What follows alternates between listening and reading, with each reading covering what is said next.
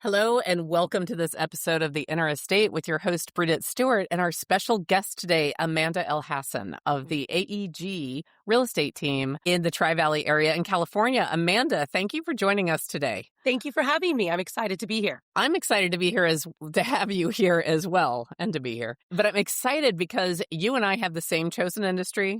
We're both in real estate and we are both in leadership in our own companies. So I just know that there's going to be a lot of incredible things we can discuss today. Yeah. So Amanda, when you think about yourself as the founder, the owner, CEO of AEG, and you think about being this professional full-time woman in real estate, what are you passionate about? Share with everyone what it means to you and what you'd like to share.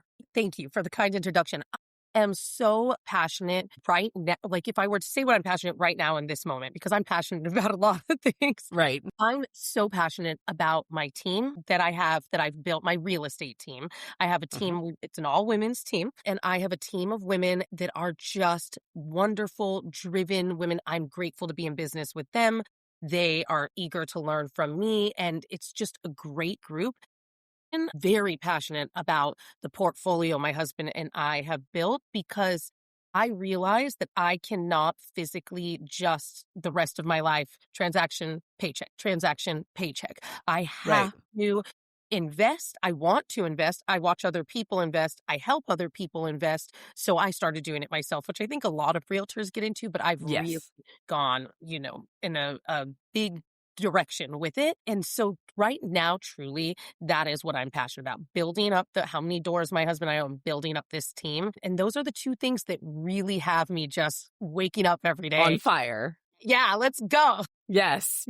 So it is interesting to me that you discovered that bug of investing in real estate and building your own portfolio. I believe from our conversation that you're also spreading that ability amongst your clients and your inner circle and the people that know you that also want to enhance and build their wealth through real estate. Could you tell us a little bit more of how you're doing that? Yeah. So, for me, I'm one of those people that I'm competitive within myself and I have to look and market shift, right? But there's people always buying and selling, no matter what market we're in. So for me, I've always stepped back and said, who is buying and selling? So for an example, when interest rates were 2% and, you could stick a sign out in your yard and be pending in an hour with multiple offers, wasn't going after listings because everyone was. I went after buyers and how we write competitive offers. When interest rates shot up, I'm like, who doesn't care about interest rates? Investors. Investors don't care about interest rates. So I started working with investors and really found my passion in that. And so I work with investors from all realms, whether that's buy and flip, whether that's buy and hold, whether it's buying multi-units, whether it's buying something that's they're going to live in, that maybe they can put some sweat equity in that's going to give them the best equity. Like, is this home going to be better for my equity in the next 2 years to get to my dream home, or is this home going to get me there faster? So I really look at things from a numbers perspective. I've always loved math. There's no right or wrong math. There's a right and wrong answer in math, right? So that's right. Love it. And so I fell into it, but by analyzing all these deals and helping just regular clients, I realized that I can do it myself. And I think that that's where people really get discouraged from investing because they think it's harder than it is, or you have to put so much down, or you have to do that. And there's so many ways to break into investing. Correct. Pulling out a line of credit against your primary residence to purchase the next property, seller financing. So there's a lot of ways that people can break into it. And I've just went into that. So with that, this is kind of long-winded, I started getting, can I pick your brain? Can I pick your brain all the time? I couldn't go a day without someone dropping into my inbox, can I pick your brain? And that's when I decided to start a team. So the team kind of fell hand in hand with me discovering investing. Excellent. Okay. And then that allowed you to have some leverage and I'm assuming creating success through others, and allowed you to build what you're building with your own portfolio and still have time and energy left for regular production. Right. So, of course, I still work with families. I still work with sellers. My team and they still work with, everyday buyers and sellers. We're in a very residential, a suburban neighborhood. We're, in the Tri-Valley East Bay area. And so the team has their clients. They've learned a lot about investing. Breaking into investing, I think, is nerve-wracking. I think, a lot of agents who look like me think they're up against these guys doing commercial real estate, and it's not. Yeah. It's about finding the deals. And not every investor is some guy who shows up in a Porsche and has all these money. It's people, normal people, everyday people. It's normal who are people. investing. That's exactly right. You just made me think of the millionaire next door. Oftentimes they are in, I believe it's a Ford 50. Yes. If you look at the most registrations of vehicles with high net worth individuals, it's a Ford, and I think it's the F-50. Right? So oftentimes your multimillionaire mega investor is showing up in Levi's, a t-shirt, in a Ford truck. So that's I'm telling you, I grew up in Silicon Valley, and out here, someone wearing Birkenstocks and board shorts can be a billionaire. You just don't know. Correct. You don't know. That's right. Yes. It's funny. I hadn't thought about that in a while. Yes. And that book came out a long time ago, but I always check that around every other year. I check just out of curiosity. What is that best-selling car amongst high net worth individuals? Yeah, that's fascinating. That's fascinating. Yeah, it really is. I mean, I knew it was a normal car, but it didn't know it was that normal, right?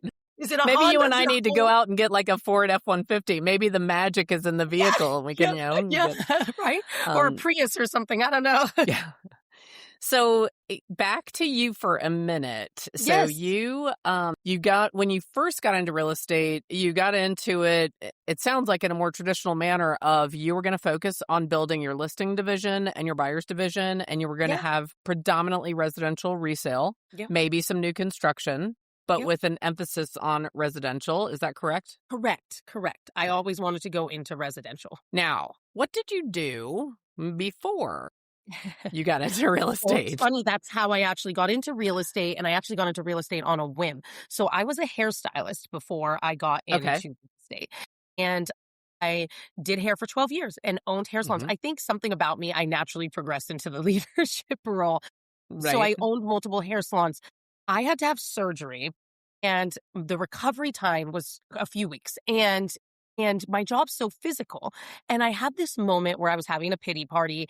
And this was back in the day. Do you remember Craigslist when, Yes, I do. Of course. Yes. Yeah. I'm sitting all depressed and I'm like, my job's physical. What if something else happened to me and I couldn't work anymore? Like, I'm not getting paid if I'm not working. And so I pulled up Craigslist and there was an ad, no experience needed. We'll train you. Of course, Keller Williams, which I'm still with Keller Williams. They've given me a lot in my career. And, I'm going into my 11th year in real estate. And so I did. I was like, you know what? Both my grandparents were realtors, and I'll go ahead and I'll get my real estate license.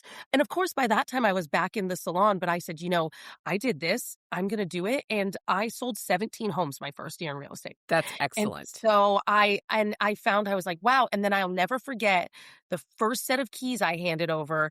It was like turning someone around in the chair to show them their hair, but on steroids. And I'm like, I got to do this again. Right.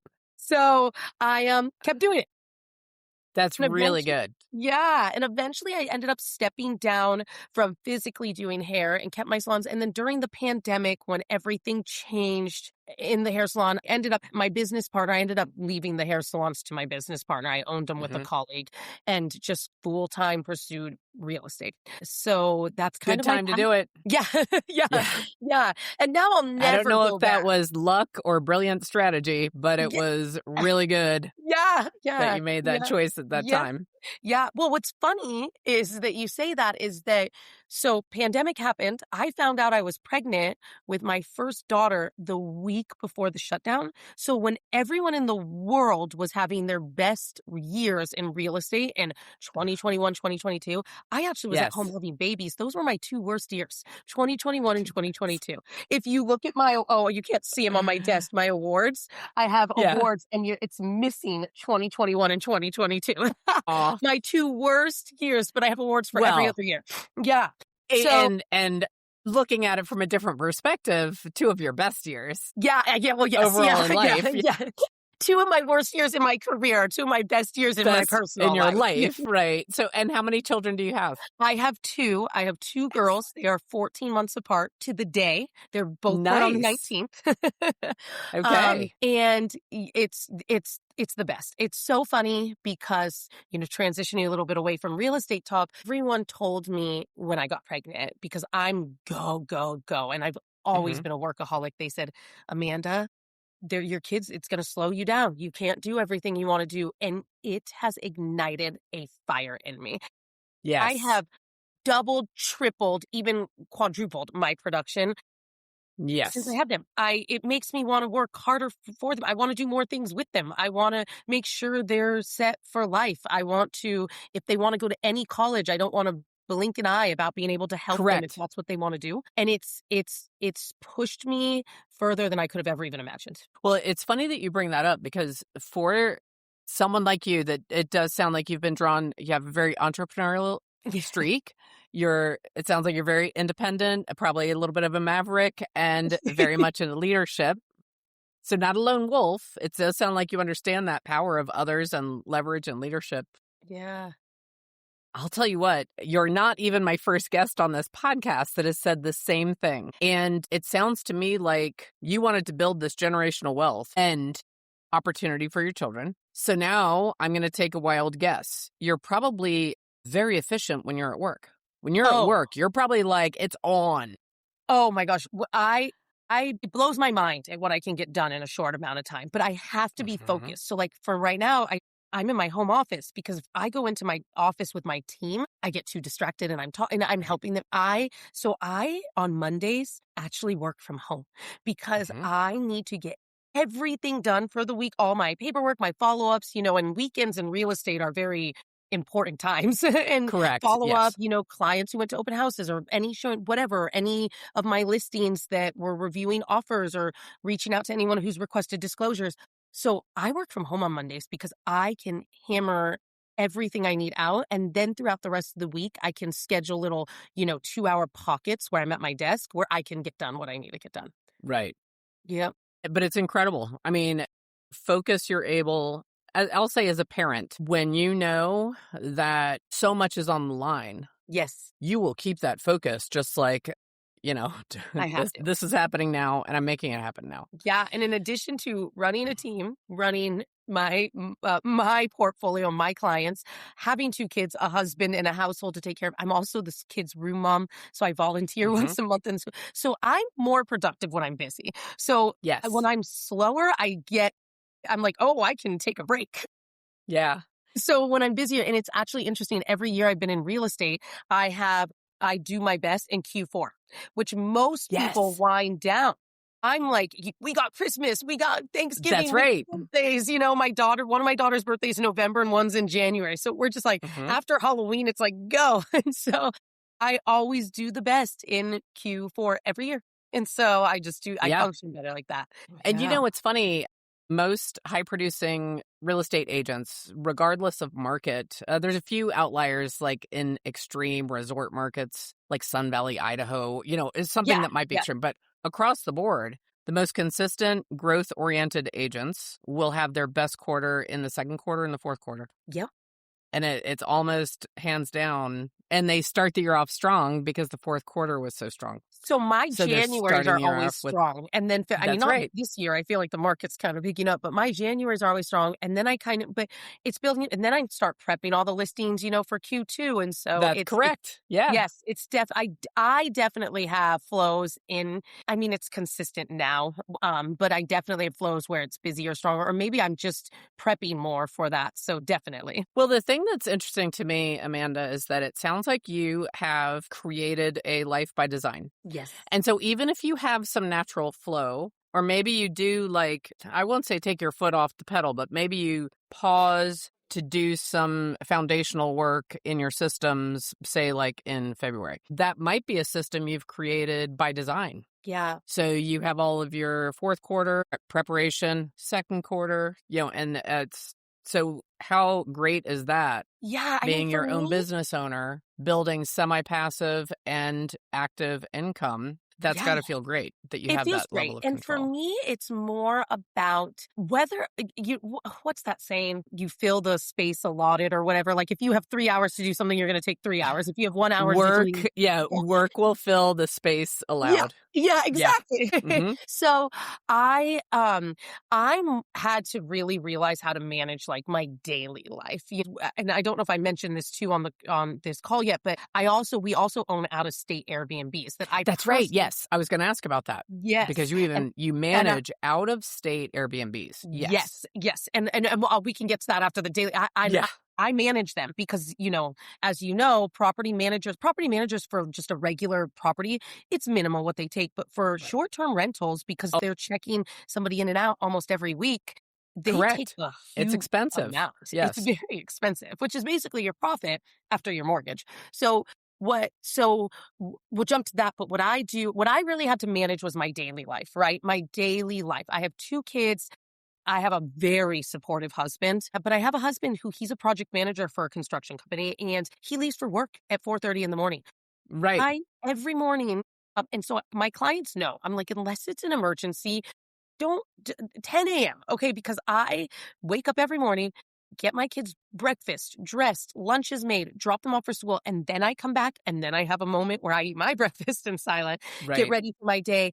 But my husband every day does pick up. So I'm able to work, show my clients, and I'm home by dinner time. So we have a system that works for us. I've leveraged, I have someone who comes over and does our laundry twice a week. Yeah. you know, Yes.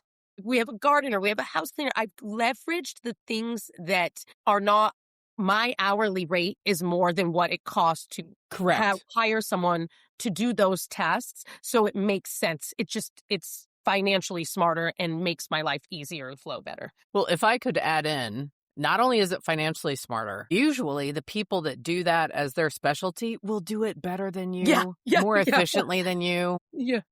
Let them do it. Right. So, I mean, You should see my closet. It's color coded. It's like, yeah, yes. So that's creating, and it's funny because when I hear someone say that, I know that ultimately your family benefits and your clients benefit yeah, because you're allowing yourself to have some white space in your mind, right? yes. You're able to actually breathe and then show up in a more powerful way as the PTA room mother. Yeah, yeah. I got involved in that on And an accident, by the way, but yeah, so did I in real estate, and here we are.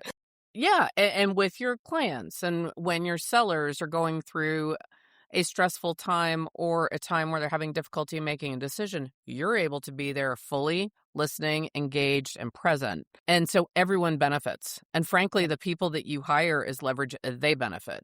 yeah, So it's something that is anyone listening to this, if you are a business person and you are doing all these things, managing your Airbnbs, you've got doors that are regular rentals, you've got a team, you have a relationship and your children and you're active in their education, get leverage for your home. Okay. yes, yes. Get a house manager if needed. I mean, it's impossible to keep up, and with the birthday parties and soccer practice and Yeah. this, it's you can't do it all, and that was a Correct. really big personal thing that I had to work on because I will not ask for help to the point where I'm Yeah. dying, and Right. I'm like, I can do it, I can do it, I can do it, and you can't do it all. Yeah. You cannot take care of your body, work out, have a job, take care of your clients, be there for your kids, have a relationship with your husband, be a good friend, be a mentor, invest, manage. Something's got to give at some point. So Correct. really sitting down and figuring what it is. And I'll be honest, before I hired that help, my family was the one suffering. My husband came to me at one point Yep. and said, I feel like a single dad. Yeah. And it rocked me. So, I feel you have to face it, right? And I didn't want my career to struggle because of it either. I firmly believe that women can be a mom and have a career. And so Yes. I didn't want that to change either. Right. So I knew I had to get some help and I had to figure out where, but I also knew that I had to come home and shut off my computer for a couple hours, be home at dinner time, be with my kids, eat dinner, get help with bedtime, bath time. And then if I want to jump back on my computer, I can. But I noticed that I was being the most short with them and getting snappy when I was trying to get work done while they were around, which is not fair to a Right. 4 and 5-year-old. No, no. Like, and frankly, it's not even fair to your future self. What, Totally. like, you don't want to look back and be like, ugh. Exactly. Well, I mean, Yeah. I'll share a news flash because I'm Yes. older than you.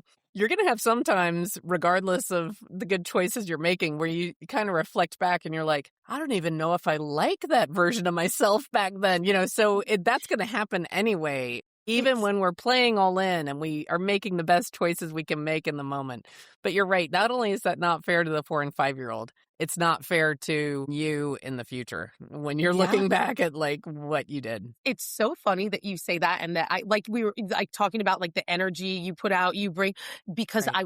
that you just mentioned that, and I'm on this call with you today because I was thinking about that this morning. I had this moment where I was picking up my youngest daughter asked me if I could carry her out from bed to the breakfast table this morning. So of course, I won't be able to do that soon. She'll just be too big. That's And I'm right, only yes. 5 feet tall. So they're going to be taller than me really soon. I was carrying her out and I thought to myself, when I first had them and they were younger, so I was able to get away with it because I don't think they realize now they know when mommy's not home. I still thought that I had to go to like all these networking things, which a lot of realtors think they do. And I was going out and leads back to my husband saying he was a single dad.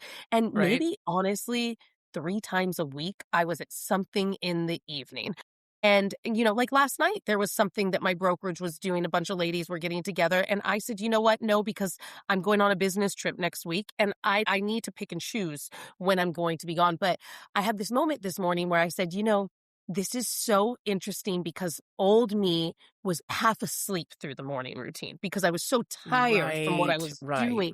But I was so present this morning. I woke up and I'm like, all right, girls, rise and shine, and was like dancing and making their breakfast. And it's like you said, looking back at the version. And I didn't realize that version of myself wasn't good because I was like, I'm so successful. I'm invited to all these That's networks. right. But I wasn't exhausted. Yeah.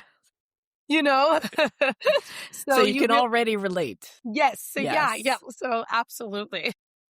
So with the business trip next week, and I have faced this because I've been in real estate now since November 1998. Okay. And I took my first real estate business trip in February 1999. And I've been on at least 4 per year ever since. Yep. Usually it's more, frankly. Yep.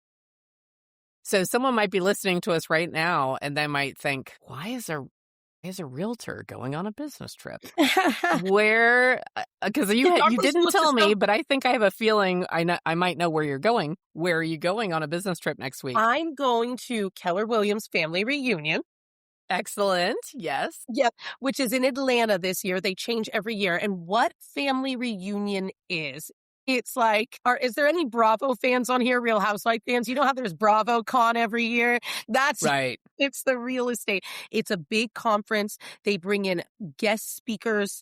There's different breakout rooms. You can learn about social media. You can learn about investing. You can learn about building a team. You can learn about leadership. Yes. All sorts of stuff. And it's just great. And not only that, you meet agents across the country. And I know and the world.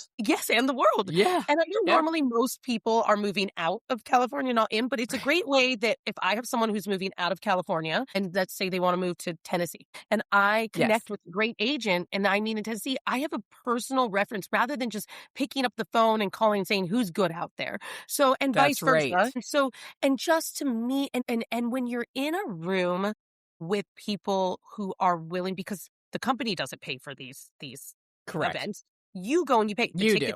The flights are expensive, hotel room, meals, all of that. But when you are sitting around a room full of people that are investing in themselves and their business in that way, it's just an elevated conversation. I always come back so grateful, not just from what I learned by the speakers, but from what I've learned by the conversations with the people I meet. Yes. So it is. And I wanted to explore that because I don't know if people understand the value of that. And if you are hiring a realtor, I would encourage you to ask, What do you do for your personal education and building your network of colleagues across the country? Right. Find out if they're taking business trips and investing in themselves and staying cutting edge and really digging deep. Can you do it if you stay local? Yes. Is it going to be the same? No. Right. And that's why, for how long ago was 1998? 27 years, right? Yeah, So I for mean, I was born in 27 years, 87. I've gone on at least 4, and 4 is on the low end. Yeah, I mean, I'll be honest, I remember the first time I was invited to a conference for a group of individuals who only you have to sell over 50 million a year in production to even be invited. And Mhm. I do. And so I was invited on that trip. And I remember being in the room and I remember thinking, because I'm in the top 5% in my, region. I Right. I remember thinking like I'm, a big dog and Yeah, I'm that's right. yeah. And I'm like, because I'm proud of what I do. I do a great level of production. Right. And I'm proud of it. Yeah. I've come a long way to get here. I was in rooms with people who do what I do in a year and a month. And it Correct. blew my and they're just totally normal people, Regular And people. That's right. yeah, yeah, they're not like Yeah. some crazy. I mean, aren't we all a little crazy? But it's when you're around people like that, it makes my dream. I'm not saying I want to do what I do in a year every month because that Right. I think I'd be very tired. But I it makes, if my goal this year is to double it, or let's say even increase it by 25%, makes it seem reasonable. And when you're around people Yes. who this is their norm and you watch the way they carry themselves through life, their careers, in their marriage. I mean, I'll never forget being on another podcast and we were talking about when we can schedule it. And he's like, I do a date night with my wife every single week. And he flew home early from a conference because he wouldn't miss it. It Oh, was a yeah. He wouldn't miss non-negotiable. that date night. So the way these people just navigate, and I find that most people who are in these rooms and in these level productions and go to these events too, they're also the most healthy, the most in Yes. shape. They have the Yes. best relationships with their friends and family. I mean, it is a different level of people. It really So, is. yeah. So a I quick highly side note, encourage- somebody else is going to be in Atlanta next week. Are So you we gonna be could grab coffee. Yes, we could actually be there. I So a little know. side note. Are you gonna let's do it? So yeah, we will be there. I love it. I will be there. Yeah, I can't wait. I'm very much looking forward to it. So tell me, I do want to jump to this managing Airbnb properties are out of state because you are in California. I don't think this will be a news shocker to anyone, but sometimes it's not that you can't invest in real estate in California, because I believe you have with some of your longer term, I'm assuming, Right. rentals. Yeah. However, there's a threshold of entry and a cost of ownership that makes the numbers don't always work out well, especially for short term. So it sounds Right. like you and your husband made the decision to invest in short term rentals outside of California. Can you Yes. share just a little bit more about what challenges does that present? How exciting has it been? Has there been any surprise benefits? Just share a little bit more about that, if you don't mind. Yes, absolutely. So we purposely chose outside California for a reason. Mhm. Yes. So yes. we really wanted to start investing. My husband supports all my dreams, but he's more conservative with how we spend our money than I am. Right. And so his only deal breaker was that he wanted to invest somewhere that we could go visit, that he wanted to visit, that he was interested in visiting. Because Okay. there are places that we could have bought, 3 homes for the price we've bought one. Right. But are we going to get on a plane and fly there? Is it realistic? So I took a year and a half researching and looking at, number one, landlord friendly states. Yes. I also looked at all the laws about short-term rentals and if they approve them and if you have your license and if for whatever reason they pass a law, like think about what happened in Tahoe, California, when they just said no more to the short-term rentals. They did it in Sonoma County too. So I wanted to make sure that if we had a short-term rental and we had it registered and licensed, if they changed the law that we would be like grandfathered in. So I did a lot of research and we found, and then we wanted to be somewhere that if there was an emergency, we could get to quick. We landed on Boise, Idaho. Nice. Okay, good. That's where, and then Reno, Nevada. Well, okay. All right, hold on. Because my first guess was going to be the Nevada side around Lake Tahoe. So Yeah. Reno's slightly further, but I was already thinking with what you were describing. So I want a Yep. cookie Yeah, because exactly. that was my guess, is the Reno Carson City incline area in Nevada. Exactly. Yay. So, Reno we can drive to. It's about 4 hours, That's 4.5 right. hours. Easy, we could drive. It's a 9-hour drive, but we can get there. But you can do But we it. can That's also, right. yeah. If there was an emergency, my husband would jump in the car and he would be there, Mhm. in half a day. Or you could get on a plane and it's an hour and 15-minute flight from us. Right. So those were the two, and we also really enjoyed both those cities. So Yes. we started investing in there, and I also did a lot of research on average occupancy rate because there are a lot of markets that are landlord friendly, but they're oversaturated. So Correct. you only get people that book. You're only booked about 40% of the time. One, because most people only book weekends or long weekends for Right. short-term rentals. But also, if there's so many options, or the amount that you're going to get booked reduces. So because there's a handful of options. Both Reno and Boise had over 60% occupancy rates, which is really good for a short-term rental when you think about Yes, it weekends. is. And, because think about how many days are in a month, 30, and only 8 of them are weekends. So even that just goes to show 60% of the time you're booked on weekdays too. Correct. So I did that, and we did some research, and then we went and spent some time in those areas, and we could find homes that were within our budget. Our rule, which is going to sound crazy to anyone who's listening in different parts of different parts of the country, but where living in California, we're kind of warped on what is affordable and what isn't for us because our price point is so high here.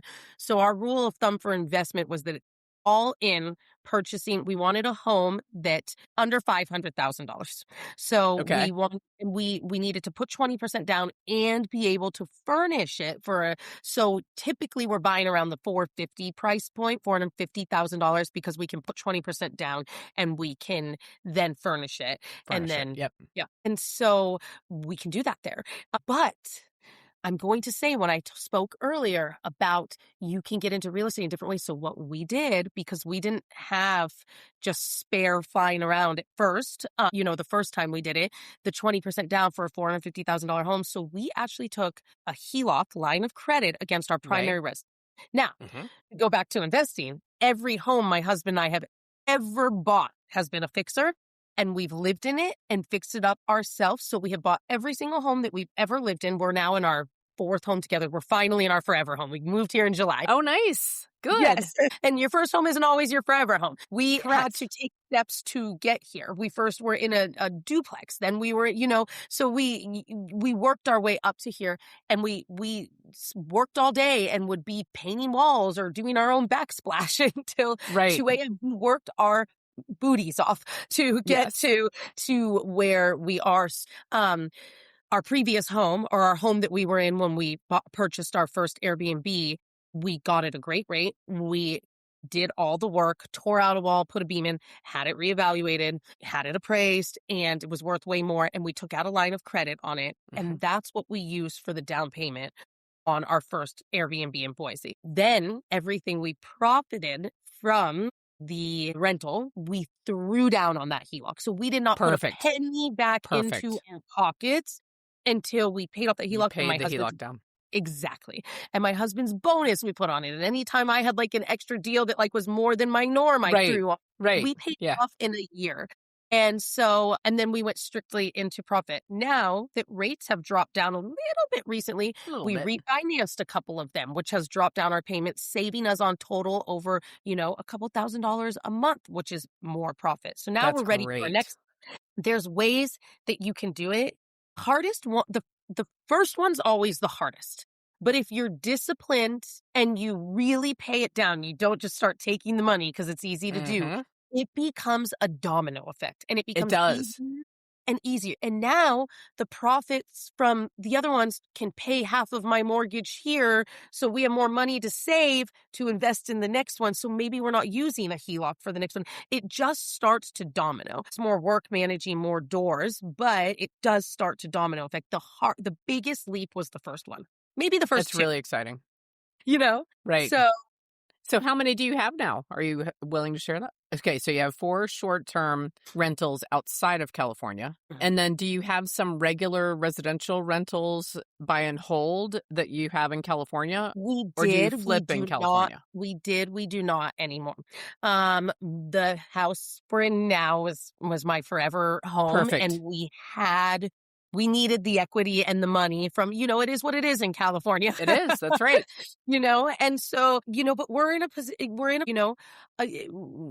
we're very fortunate. I always said my husband was very scared for our new mortgage. I won't share it, but it's very, very, Yeah. very high.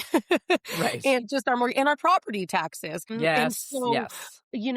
I said, listen, we're never going to be homeless. We put so much money down on this. The world stopped tomorrow and robots became realtors. Right. We Right.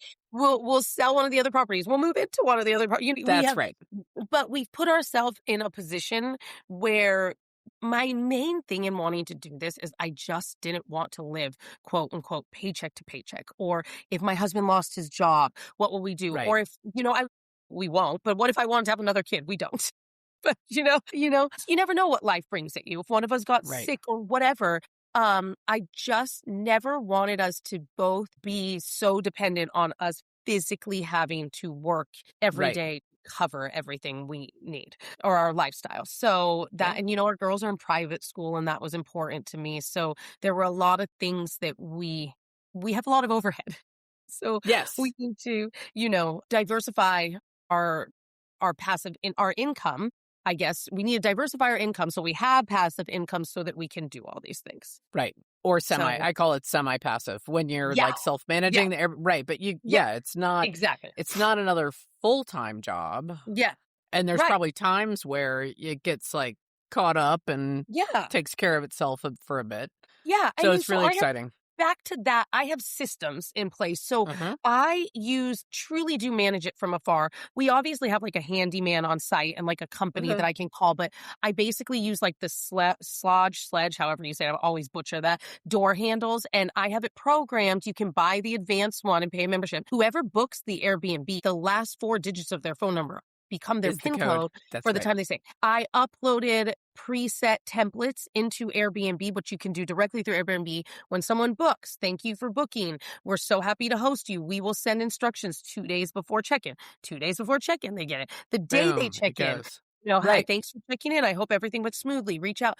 I really only get questions. And then I also found a cleaning company that they have a Perfect. system called Resort Cleaning that links to my Airbnb. So anytime someone books, they get a notification. And within 30 minutes, I get an email that the cleaning's scheduled for the day they check out. So I don't even have to schedule the cleanings. So, but the only time I do get questions, and this is where you're going to laugh, it's people who do not read the property description because people don't Correct. read well and are like, is there a barbecue? And I'm like, it says it in there. Is there a blender? So that's truly the extent to what I deal with. And then one time someone overloaded our washing machine in one of them and broke it. So and I said, you know what? I don't care. I'm just going to get on Home Depot, have Yeah. one, Get it. old one. Get it They'll delivered. deliver the new one. It's fine. That's par for the course in owning, short-term rentals. So they Yeah. really do, for the most part, function. And then we also do go twice a year to each one of them and stay in them. So we see what it is like Nice. And you from get to feel like, it and get the yes, whole experience and then yes, enhance or tweak what you're offering exactly. Like we need new for the pots and people coming. pans. This is, this is uncomfortable. That's We need right. new pillows in this room. And we stay in them with our kids or our friends, Nice. and we do it twice a year and we stay in them. That's great. That is Mm-hmm. really exciting. Yep. If there's Yeah. anyone out there that is listening to us that has some Airbnbs right now and they are paying management fees, I feel like with just that rundown that you just shared with us, they could consider shifting and doing more of it on their own and increasing their profitability. Absolutely. The average short-term property management company takes 30% Mhm. because, I mean, you think about it, they are checking people in and out every day, but like, are they using the systems that are automized? You know what I mean? So Probably. yeah, They I might even really, have some that we don't even know about, that are just specifically designed for what they do. Yeah. exactly. And so it really is manageable. I understand there's people who can't or don't want to. Totally get it, That's right. and maybe we'll get That's to a right. point where we have so many and it's worth it for me to hire a person to do it rather Correct. than a company to do what I'm doing for, That's but right. other Yeah. than that, especially because I'm in real estate. So Well, you're in it's, the industry. That's right. Yeah. yeah, There's some people where it would be, you and I hear that and we're like, that sounds really manageable. Some people would be like, that sounds crazy. So yeah, they, exactly. because we're used to it. But Yeah. it is, I do know the only reason I mention it is I know you stay more on top of Airbnbs than I do. I use them as a consumer. I don't own any. Yep. But I do know there's been some pressure on some of the short-term rentals and the profit. And that's just why I mentioned, like, if you are looking at that, maybe you don't have to sell them. Maybe you just need to restructure how you're managing them and you could So keep them. we do pretty well on them. Our goal, because I'll be honest, our first one the first one we bought literally when interest rates were through the roof. Right. And we literally our mortgage was high for what it was. We couldn't if they took away Airbnbs, if we had to put a long-term renter in there, so someone who like signs a year lease, what the average rent was in the area was less than what our mortgage. That's right. Yes. Now, because we refinanced and it's been a few years, rents have gone up. We actually would be good on all of them if Good. we had to put a long term. Now, we wouldn't make as much, but we're still building the equity. That's So right. That's it's, exactly right. Yeah. we our first one is worth over 200 grand more than it was when we bought it. So Right. you have that too. It all depends. And that's my thing. My goal is just to get them low enough eventually, and if I have to manage an Airbnb for, a year, the long-term rent would cover the mortgage and at least we're breaking even. We're not out money, and then we build the equity. So, and we just sit on it, and then as rents go up and those tenants move out and you get new ones, You you decide build what it to do. more. Yeah. Yeah. So that's the goal. Yeah. No, so I have one other question for you in this arena. Because there has been some interesting press on short-term rentals, and as you know, some pressure from some neighborhoods, states, government. So there's been some noise around Airbnbs for a while. Yes. If someone is not yet in the game and they want to do it, but they're feeling as if it may not be a wise choice right now because of what I'll call the story that's out right now, what would you say to them? Think that Airbnb is a completely different beast. And I'm going to be honest, you don't get a lot of support from Airbnb. I'm sorry you don't. And shout out to Airbnb. We've had people have thrown parties. We've had things that have been damaged. You have to send a request to repair. And if they want to accept it, they do an Airbnb. So here's my recommendation. Do your research. Mhm. Number one, do not buy in an oversaturated market. And how you can find out is by simply just going on Airbnb and typing in a city and typing in a Right. weekend and looking how many are available. You will know. Yes. There's Yes. also an amazing website called AirDNA, like your Yes. DNA.co, C-O. And for the free version gives you very minimal information and you can pay. Now, the website's smart. They charge you per city, or you can pay for a higher amount for unlimited. And you can look at the average occupancy. You can look at so if you're looking at a property that's like, say your budget is X, and in that neighborhood or that city that would afford you a 3-bedroom, you can look at what 3 bedrooms are averagely renting for. So my advice would be, Right. do your research.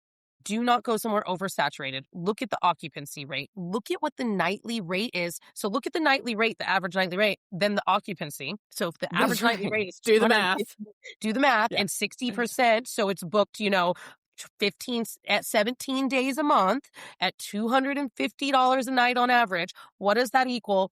Is your mortgage going to be? So Right. do the math. It's really not that hard, but get a really good insurance policy, get a really good home warranty policy, and have a handyman in place if you can't be there. Yes. That's the number one thing, because Need boots on the ground. and make the Airbnb as simple as possible. We literally had to take out our Nest thermostats and put in basic thermostats because people could not figure out how to work the Nest thermostats. And they're like, it's not working. I'm like, I literally could see it on my phone. It is. Which is unfortunate for us because when we drive to our Boise house and we get there in the middle of the night, I like to program it an hour before so it's warm when we get there. Right. It is what it is, but you have to just really and be patient with the process of it. Mhm. It can be great, but it's a lot. do your research. It might be, if you're someone who doesn't want to do all that research, you better off maybe finding a realtor who and do a buy Yes, and hold, like that would do it for long-term. you. Yeah. Yeah. Yeah. And if you dig in, you can find agents that are doing it firsthand themselves, and they're going to have a lot of insight to offer. Yeah. And so I Yes. also do too. So if I have clients who are going to buy out of state, I connect them with agents out of there, and then I Right. walk them through and we do an hour call, the programs I use. I also, so all my information is obviously in my, my Instagram bio. I do Right. coaching calls one-on-one, and people can book with me. And so if anyone ever has questions about it or wants to know how I get clients for it and how I walk my clients through it, or they're curious, Mm-hmm. it's all in there. There's a million resources so they can, go ahead and It's awesome. No matter where you're consuming this or hearing this, links for Amanda's information will be in the description. So oh, they're going to be awesome. able to Okay, reach great. that. Yeah. All the information's. What is your Instagram? What's your It's just my Instagram name, handle? Amanda Elhassan. It's just my name. Okay. Mhm. All right. Yeah. Great. Yeah. Good. Yeah. So all of that is awesome. Now I'm shifting gears for a minute. So I want to go back to, you mentioned that as of the moment, you and your husband aren't planning on having any more children. But it does sound like you're both working. You're both business owners. Does your husband own his No. GC or no? He's a W-2 employee, health insurance, Okay. baby. All right. Excellent. Even better. But you guys are you're working together, and you are each having your own careers, and you're also building this portfolio. Mhm. And it sounds like you're focused on generational wealth for your children and financial security for the two of you. Yes, correct. Tell me a little bit more about why that's important to you, and how do you keep your energy strong and your motivation strong when you face challenges? You know, I am like, where do I even unpack this? I grew up in Silicon Valley. I was exposed to a lot of affluent wealth around me. And I knew that if I wanted to keep up with that lifestyle and wanted that lifestyle, that I was going to have to provide that lifestyle. In fact, and no disrespect to my husband, when I met my husband and I was madly in love with him, my mom said to me, "We love Jimmy. We want him in our family. But if you want the lifestyle that you want, you are going to have to get it. And if you put pressure on that man, you are going to lose your marriage." And Mm-hmm. so it's not going to work out. To say that it's just about liking nice things, sure. It's, of course, I like nice things, and I want, I saw a lot of things and I knew that I had to work hard. I think that I'm naturally wired like this. I think that having kids made me want to provide for them even more. There's so many layers into it. My husband and I also met, I say later in life, but I was 30 when we met, Mm-hmm. and I wish we had more time together. And I'm like, well, let's get quicker to retirement so we can enjoy, That's that right. life on the beach. Yes.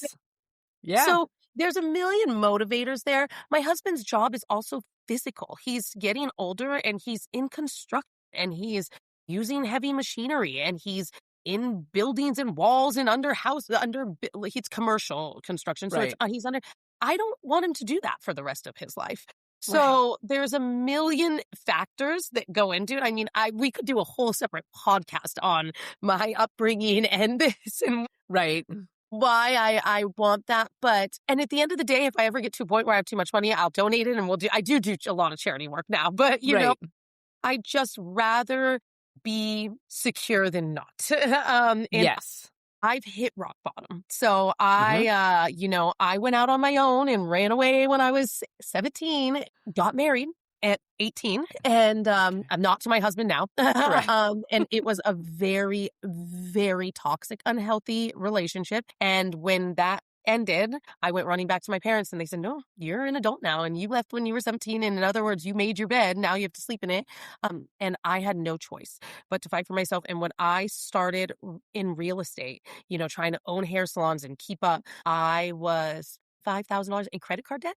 I had Oh, wow. a Yeah. leased car that I could not afford the payment. They were about to literally repo my car, and I was renting a room in an apartment. And so it's really changed my life, and I never want to go back to feeling that way. I never want to go back to feeling like I had to stay in a relationship that was unhealthy Right. because I didn't have a choice. And so there's again, a whole podcast on many reasons, but now, and like we were talking about earlier, that I've really built a life by design. I've been really intentional. I've been intentional with investing my money and protecting my money. I sat and listened to podcasts like this to how to invest. I taught myself. I read books. I have an Audible account. I go to conferences. I mean, I figured it out. And if I can do it, anybody can do it. That's You really know, exciting. you can. So that's really what it's really about to me. It's not just protecting what I have now. It's never going back to where I once was. Well, and what's exciting about that, and I hope anyone listening caught it, it's not like your life is perfect and has always been perfect and everything just falls gently wafting down from the sky on a little cloud and lands in your lap. You've had challenges, you've overcome challenges, you hit rock bottom, you were in that relationship, as you said, was toxic. You got out of that. I'm going to guess that at this stage in life, you're probably grateful that your parents were like, go figure it out. Yep. Yeah, I'm going to guess that probably was not easy for them. No. And yet I think they knew they were giving you a gift. Yeah. Yeah. Yeah. Right. So yes, and I have a great relationship with my parents, but they built they came over here from different countries and they built a life for themselves. And so yes, at the time I couldn't understand it. I'm right. like, I need help, Right. it was an abusive relationship that I got out of, I need help. And they were like, if we help you, we're not helping you. That's right. And I realized it pretty quickly. Like, it was a bit of a shock, but I was like, okay. And then I figured it out. And those were some of the best years of my life. I mean, my 20s, living in San Francisco, figuring it out, building my career. I mean, really, truly, you can be the victim in your life, or you can be the hero in your life. That's right. And, and even now, I mean, come on, like, you think that, every time I'm like, I have an idea, my husband's like, oh God. Oh no. But, we, He's like, hold on, let me put on my helmet and my protective gear. All right, what's the idea? Yeah. Yeah, I'm always like, so I was thinking, he's like, can you just like not think? So, we support each other, the way we communicate with each other. I protect and with my relationship, with my team, like, I have a team and I have an all women's team, and women can have emotions, and anyone can have emotions, but I won't handle any drama. I won't handle any toxic. We are here to build each other up. We are here to support each other, collaboration over competition, always. I protect what I have. Good. But I'm also willing to scream it from the mountaintops and share it with anyone. So it's why I get on these podcasts and share my story. I go around and teach in my region. I'm more than happy to book, if someone wants to book coaching called, pick my brain on anything, because I got here by asking the right questions. And so I hope that I can share any of that with anyone who needs questions answered, if I can answer those questions. So, yeah. I mean, that's really fantastic. Yeah. So speaking of ideas, what's next for Amanda? What? I want to, I don't know. I want to buy two more investment properties this year. Okay, good. I want to grow my local team of agents, and probably at some point hire a director of operations so that I can step back. And I want, and this is not going to be, I don't know if this is going to be an Airbnb, but I want a mountain, like a snow cabin. Second home. We love to snowboard, a second home that's just ours. Yeah. And my big thing is I'm writing a book this year. Nice. Yes. And that is about, and it's called Built in the Chaos. And it's about just starting. You don't have to be perfectly ready to start, and learning through just going for it, and building through children and setbacks and market shifts. And so it's not about me. It'll reference things I've done, but it's more about how to just push forward through chaotic and stressful and, ups and downs in your life, and just keep pushing forward. So that I've mapped it all out. I have all the chapters I've started, but that's next. That's next. That is very exciting. Yes. Very exciting. The when I hear you describe that and such a great premise for the book, and Yeah. it's going to be so beneficial for so many, that makes me think that you must face some challenges at some point, even now in your life. Yeah. You So know? could you share if anyone out there is still listening to the two of us and they are either overwhelmed or surrounded by chaos or feeling as if not that something has to give, that everything has already given, right? Like if they're but what's one thing that they could do? What's an action they could take just to nudge themselves one step in a direction away from the chaos? This is going to sound so woo-woo, but give yourself grace. Above Mhm. all, give yourself grace and give yourself a moment to pause. If you email back someone the next day and just say, I apologize, the day got away from me, it's not the end of the world. Be honest in that. I'll give an example. Last week, 2 weeks ago, my daughter had whatever flu was going around. Mhm. Flu A, flu B, whatever it was. Horribly sick. 103 fever for 5 days in a row. I had such a busy week. I was teaching 2 classes in our region. I had 2 listings launching that week. I just couldn't. And my husband stayed home. My mom guilt that I felt, even though I knew she was safe at home with my husband Right, and that there's 2 of us and they're his kids too, right, I right, I uncontrollably sobbed in the car home one night, like sobbed, like ugly cried in the car right, to myself. And I allowed myself, and I pulled in the driveway to obviously compose myself before I walked in, and then my sick daughter see me sobbing. That wouldn't be good. right, And right. I just allowed myself to give myself grace and say, like, this is the life you wanted. And you have a husband inside that home right now, and they're safe. And I'm pulling into the driveway in my dream home. And just like, sometimes I feel like we often look at so much of what's not working instead of focusing on what is working. And Right. it's really okay to give yourself a moment, take a step back. And I came in that night and I normally look at my computer every single night at some point. And the next morning I woke up and my laptop bag was still sitting on the chair on the entry of my house. And I walked straight into my daughter and I sat with my daughter and I held her and I let her sleep in my bed that night. And I went to bed with her at 7:30 at night. And I allowed myself to be in that moment. And I woke up the next morning and said, it's okay. My business It's didn't okay. fall apart That's because I right. didn't open my computer. So Right. that would be my biggest advice before you decide. And if you have to, like, obviously something's got to give, but just take a moment. Just take a moment. You don't have to figure it out in the chaotic moment. And that would be my biggest advice for someone who really feels like they're at the brink right now of like Right. burnout, you Yes. know? Yeah. I think that's really excellent advice. I think Thank you. that is something that is needed. And oftentimes people that find themselves in that situation are similar to you and I, where they're entrepreneurs, they're mavericks, they're probably pretty independent. They may overestimate what they can do in a certain amount of time and underestimate what they could do in other parts of time. And so if anyone is listening and they are feeling like, well, this sounds so easy for Bridget and Amanda, good for them, but I am on overload, give yourself that gift, as you Yeah. mentioned, of just being gracious with your own self and stopping to have some mental quiet, reflect, and catch your breath, Yeah, go cry in your closet if you need to, and then cry in come the out and closet. be like, "Well, at least there's Gucci in here." No, I don't know. Yeah, right. Yeah, just just Yeah, at get least it I'm out, not let lying. it out. I'm kidding. But, like, truly give yourself a moment. Yeah, And we all feel like that. People who have quote unquote made it and people who are on their way to making it and people who are in rock bottom. Let me tell you something. In every phase in my life, I've cried in my closet. yes, So, yeah. So, and it's about just allowing yourself to have those feelings and right. embrace it. So, yeah. And I really think that we are more powerful than we give ourselves credit for. And most of the time I people give agree. up. People give up when they are right there. When they are on the brink of the breakthrough is when people give up. Right, because that's usually where the growing pains are the most intense. Yeah.